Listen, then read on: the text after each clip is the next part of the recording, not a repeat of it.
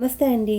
ఈరోజు మన కిచెన్లో సూపర్ టేస్టీ అండ్ స్పైసీ సాటియన్స్ పులుసు, కవళ్ళ చేపల పులుసు ఇంట్లోనే ఈజీగా ఎలా చేసుకోవాలో చూసేద్దాం రండి. మనకి ఇంట్లో ఉండే సింపుల్ ఇంగ్రీడియంట్స్తో వాటిని చేసుకోవచ్చు. ఈ కర్రీ చేసుకోవడానికి ఒక ఉల్లిపాయ, 2 టమాటోస్ కొంచెం పెద్ద ముక్కలుగా కట్ చేసినవి అయితే తీసుకున్నాను. తర్వాత 1.5 kg ఈ చేపల్ని బాగా క్లీన్ చేసినవి అయితే తీసుకున్నానండి. తర్వాత ఒక గార్లిక్ పీల్ చేసినవి, ఒక పెద్ద నిమ్మకాయ సైజు చింతపండు రసం, తర్వాత వేయించిన జీలకర్ర, ధనియాలు పౌడర్, కారం, ఉప్పు, పసుపు ఇవైతే ఈ కర్రీలో వేయడానికండి. తర్వాత ఈ చేపల్లో కలపడానికి ఉప్పు, కారం, పసుపు ఇవన్నీ కలిపి ఒక బౌల్లో అయితే నేను పెట్టుకున్నానండి. తర్వాత ఈ మిశ్రమాన్ని అంతా కూడా ఈ చేపల్లో వేసి బాగా కలుపుకోవాలండి. దాంతోపాటు నేను ఆయిల్ కూడా వేస్తున్నాను. ఇలా కలిపి ఒక హాఫ్ అన్ అవర్ అయితే పక్కన పెట్టుకోండి. ఒక 1 అవర్ పెట్టుకుంటే కూడా చాలా టేస్టీగా ఉంటుంది. మీకు అంతగా టైం లేదు అనుకుంటే అట్లీస్ట్ ఒక హాఫ్ అన్ అవర్ అయినా కలిపి పక్కన అయితే పెట్టుకోండి. నేను వీటిని ఇంట్లోనే ఈజీగా ఎలా క్లీన్ చేయాలో షార్ట్ అయితే నేను చేసి పెట్టానండి. మీకు ఎవరికన్నా ఎలా చేయాలో డౌట్స్ ఉంటే ఒకసారి ఆ షార్ట్ అయితే చూడండి. తర్వాత ఒక గిన్నెలోకి ఆయిల్ అయితే వేసుకున్నానండి. ఆయిల్ కొంచెం బాగా వేడైన తర్వాత ఉల్లిపాయలు, టమాటోస్, గార్లిక్ ఇవన్నీ కూడా వేసి కొంచెం ఫ్రై అయిన తర్వాత వీటిని ఒక మిక్సింగ్ బౌల్లోకి అయితే ట్రాన్స్ఫర్ చేసుకుంటున్నానండి. వీటినన్నింటినీ కూడా మిక్సీ పట్టుకొని ఉంచుకోవాలన్నమాట.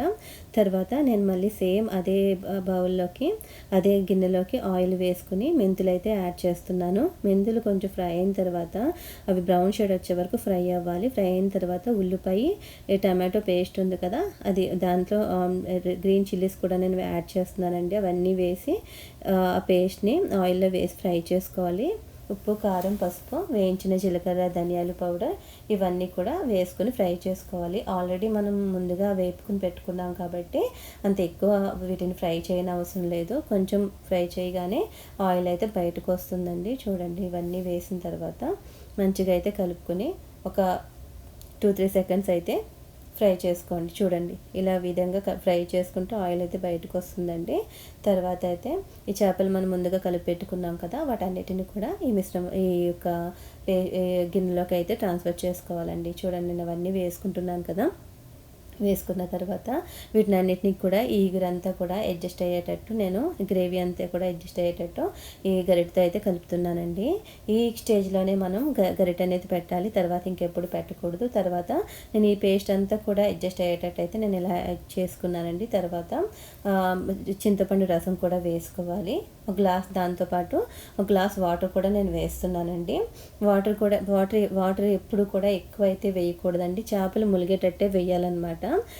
మరి ఎక్కువ వేస్తే కూడా పలచగా అయిపోతుంది ఆ పులుసు అనేది. చూడండి, ఇలా ఉంటే సరిపోతుంది. తర్వాత దీంట్లో కొత్తిమీర వేసుకొని ఒక మూత పెట్టుకుని ఒక 5 minutes ఉడికించుకుంటే సరిపోతుందండి. అంతేనండి, ఎంతో టేస్టీగా ఉండే కర్రీ అయితే రెడీ అయిపోయింది. ఈ వీడియో ఎలా ఉందో లైక్ చేయండి, కామెంట్ చేయండి. మరిన్ని వీడియోస్కి నా ఛానల్ అయితే సబ్స్క్రైబ్ చేసుకోండి. Thanks for watching.